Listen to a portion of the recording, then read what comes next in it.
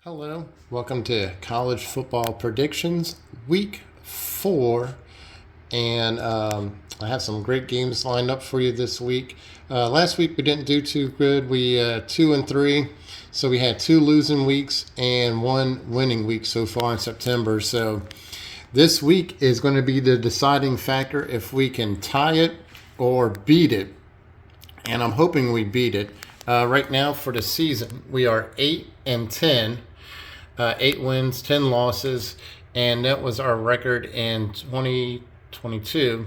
Was 47 wins, 29 losses, and 1 tie. Won all 3 months. So I'm hoping at least to win all 3 months. That would be really cool. Moving into week 3 notes, Michigan State is looking to fire their head coach, Mel Tucker. If you remember last week, I got on the soapbox about Dave Aranda and all these coaches receiving these exorbitant pay raises because of LSU was looking to replace Ed Orgeron. So anybody could just jack up their contracts. Well, Mel Tucker was one of them in Michigan State, and he had a 10-year deal, just like what Brian Kelly has now at LSU. 10-year deal. I think it was $98 million. Michigan State owes him, I think it's $78 million right now. And his team is doing horrible. Whole bunch of sexual allegations coming out with stuff. We don't know the whole details and everything else of what's going on. But it just goes to show you, man, it's just crazy, Sometimes, I guess when you're receiving that kind of money and everything else, I guess it's just better to have a dog and go live out in the woods somewhere and have no social, anything with anybody else but your wife. Or if you're single, just go live in the woods and have a dog, and that's about it. If you're making all sorts of money and you're out in the spotlight. But so they're saying that they're going to fire him for cause, and if they can fire him for cause, they don't have to pay that $78 million. And so that's what they're really trying to get out of is that contract. And also, he's not winning games like he used to. So, that's probably another reason why they're looking for the cause, and this is their escape window for the Michigan State head coach. Moving on, Missouri, the kicker, he kicks a 61-yard field goal with literally seconds left on the game clock and on time expiring. It's the longest kick in SEC history. Sorry, my handwriting's a little messy. I was trying to write this and bend down at the same time writing this because I'm at the craps table shooting this. So that's the reason why my handwriting's a little shaky and a little all over the place. But they ended up beating Kansas State, huge upset, people storming the field. It seems to be the growing trend, more and more people storming the fields lately. Just hopefully the school doesn't mind paying that $100,000 fine. Okay, moving on. How strong is Florida State and Texas with the games they played last week? Florida State, they had the bandana game with Boston College, barely squeaked by. And I tell you what, if it was not for that face mask at the very end of the game with Boston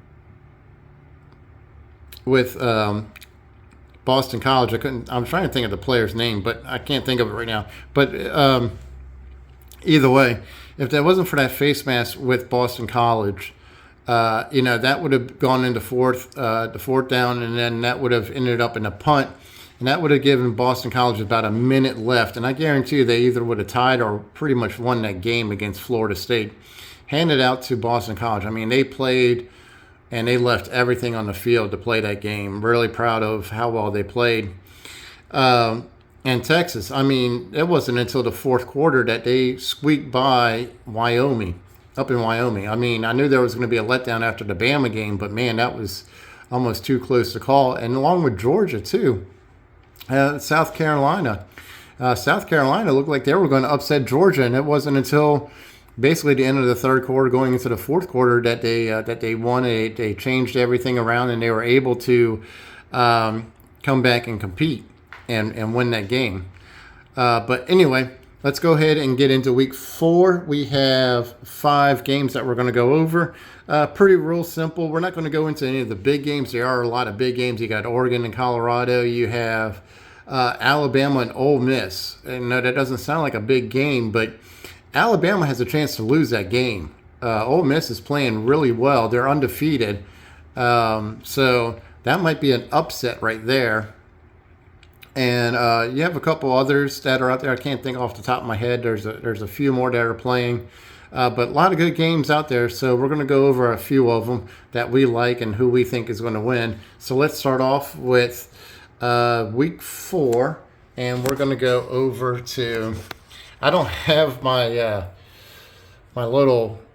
I don't have my mic. I don't have my stand, so I'm doing this by hand. So I'm going to be all over the place, guys. I apologize. So week 4 is Arkansas at LSU. KJ Jefferson is the quarterback for Arkansas, and then you have Jaden Daniels, the quarterback for LSU. So this is going to be a very good mobile situation. Harold Perkins, if you saw that game against Mississippi State, they finally moved him back to where he was very highly successful, disrupting the passer on Rogers, Mississippi State's quarterback. Did a very effective job, pretty much slammed the door on any hopes that Mississippi State was going to try to beat LSU in a 41-14 rout of just destroying Mississippi State. This game, I think it's going to be a little bit closer. LSU is minus 17.5. I think Arkansas can still move the ball. Their defense is not as good as what it was a year ago. But I really do think Arkansas is going to hang up some serious points. Like I said, with the mobile quarterback and everything else, they're going to keep this a lot closer than 17.5. And I'm not a big Arkansas fan because this is the battle of the boot. Normally we play this game, not in September. We usually play this game usually in the middle to end of November. So I'm kind of surprised that we're playing this game in September more than it is in the middle to end of November. Usually this is the second week or the second to last week of November. Usually the last week is Texas A&M for us, and then it's Arkansas before that. Arkansas used to be our last game before Texas A&M came into the SEC. So for this game, I'm just going to keep it really simple, very vanilla. I think LSU is going to win this game outright. So instead of taking the minus 17.5, we're just going to do a little punt play, and we're just going to take LSU money line. Make it really simple, guys. No reason to stress ourselves out. So let's go ahead and lock it in. Okay. Next up is Rutgers at Michigan, minus 24. Michigan even struggled last week against Central Michigan. I think it was Central Michigan who they played. But they even struggled. I was quite surprised to see. Or was that Central Michigan against Notre Dame? I can't remember. So many teams. I watch game day at 8:30 in the morning, and I don't turn off my TV till 2 a.m. watching 3 different football games all day long. And I don't leave my chair unless it's for food or use the bathroom. And so I try to keep up with these games, but sometimes I can't remember which teams play which. But anyway, Michigan is still looking really strong. They're playing against Rutgers, minus 24. I'm surprised that this isn't a minus 30 for Michigan. Rutgers is probably going to score at least a touchdown or 10 points during garbage time. But I do like Michigan to cover the 24 points. There's really not a lot to say. This is an 11 a.m. game. The LSU game, as you can see, is a 6 p.m. game. And so let's just go ahead and move on to the next game, because that's what we want to talk about, is the Florida State and Clemson game. So let's go ahead and lock in Michigan minus 24. Okay, so next up is Florida State at Clemson. This is the game I've been waiting for ever since Florida State lost to LSU and ever since Clemson lost to Duke. Wait, did I say that right? So ever since Florida State beat LSU and Clemson lost to Duke. Okay, I think I said that correctly this time. That didn't sound right the first time. Florida State's minus 2.5. They're going to Clemson. This is going to be a really heated game. Florida State really, really wants to just own the ACC right now. The only other team that's really out there that's going to contend with them is Miami, so that's going to be another good game coming down the road. Really looking forward to seeing how Florida State plays against Clemson. I like the minus 2.5 because it really kind of comes down to a pick 'em. Anything over 3, it's kind of where you kind of have to use logic, and for that, I would kind of just stay away from it. But at minus 2.5, it's a pick 'em really. And who do you like? And I tell you what, Florida State is just built on all sorts of levels. I think they're a lot deeper than Clemson. And I think just Florida State's just going to come out like they did on LSU and just make some halftime adjustments and just win this game. But I think it's not going to be by much. I think they're going to win it by maybe 4 or 5, maybe 6 points, and that's it. So I'm going to take Florida State minus 2.5. Okay, so next up is Texas minus 15.5 at Baylor. Now, I want you guys to go back a few weeks.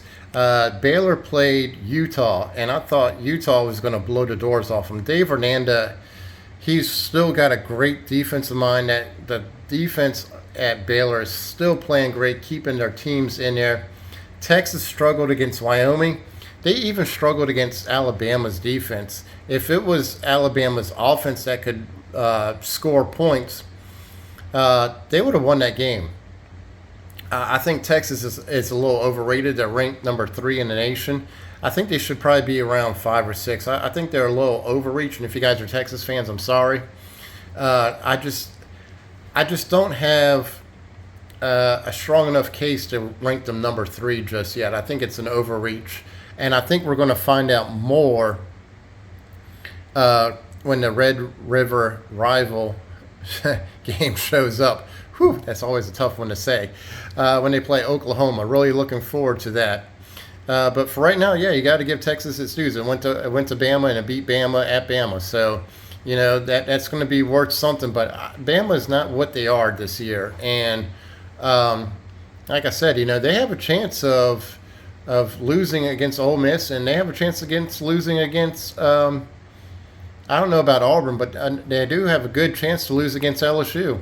So, you know, this is definitely a rebuilding year for Alabama. And a lot of people are already saying that the dynasty's over and Nick Saban's retiring and all this. I mean, they're selling everything down the river right now. If you listen to some of the Alabama news, it's kind of funny. But anyway, I think Baylor's going to keep them in this game. I think Texas is going to win this game by 7 to 10 points at the end. But I really do believe that with the home crowd and everything else that's going on, it's a 6:30. It's a night game. There's just going to be a lot of amped up excitement to play Texas. This is always a very, very close game. I'm going to go with the underdog here. I'm going to take Baylor plus 15.5. Let's go ahead and lock that in. Okay, so moving on, we have Oklahoma minus 14.5 at Cincinnati University. So if you've been following Oklahoma, they have been steamrolling opponents with their offense. I mean, it looks like Lincoln Riley's the offensive coordinator. I mean, they're doing a heck of a job over there. That's the reason I'm looking forward to Oklahoma and Texas game coming up soon. But I'm really surprised that Oklahoma's only minus 14.5 in this game against Cincy. I really do think that this game is just going to be another blowout. I think that Oklahoma is going to win this game by 30, unless something drastic happens I don't know about. But I really do believe that Oklahoma is just going to come out. It's just going to be another easy victory at minus 14.5, and there's nothing more to say. I mean, Oklahoma's been winning each game. I think the last 2 games they scored over 60 points. And then in the first game, they scored over 70 points. So there's just no contest. I mean, and Oklahoma's going to stop them. I mean, even if they didn't have a defense, Oklahoma's going to stop them, 1 or 2 drives. So let's go ahead and just lock in Oklahoma minus 14.5. Not a lot really to talk about. So Oklahoma minus 14.5. Okay, so we're going to move up to the money line parlay. And we are going to take Oregon to beat Colorado. We're going to take Miami, Florida. We're going to take Oklahoma. We're going to take Tennessee. I think they're playing UTSA is who Tennessee's playing. Michigan. Of course, we already know who Michigan is playing. And we are going to take Penn State.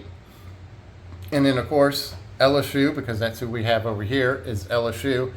And that's pretty much about it. We're looking for to win all 5 games. That would really put us on top and to win this week. So hopefully we can do that. Like I said, this is the money line parlay. We're going to put about $10 or $15. Win about $4 or $5, you know, just enough to buy a slice of pizza, maybe a half a drop of gas, the way gas is going nowadays. So expensive.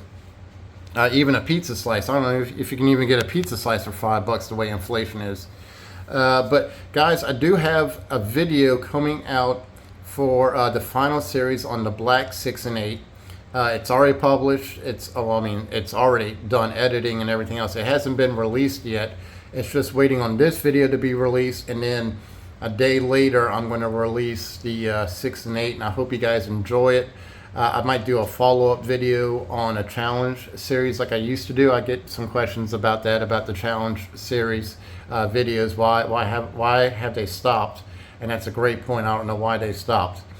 Other than that, everything else is good to go. I mean, I hope you guys are doing well at the casino. I'm having a lot of fun here. I've been working on different strategies. As you can tell, the craps table is just all sorts of chips, all sorts of different video ideas coming out, ideas for you guys to win. Just a lot of great stuff getting ready to happen. A lot of great content I feel is getting ready to come out. Getting ready to do a casino update for you guys. So a lot of stuff is coming out on this channel. So just keep your eyes and ears tuned to all the notifications that are getting ready to happen with No Sevens. And I have a special episode coming out at the end of October, on October 28th. Something that has been 3 years in the working, and it's just a way to give, something very magical is coming out October 28th. I don't want to give all the details away. I think I'm just going to leave it like that. 3 years in the works. So I hope you guys win all your sports bets. Good luck at the tables, guys. And No Sevens. We'll catch you next week.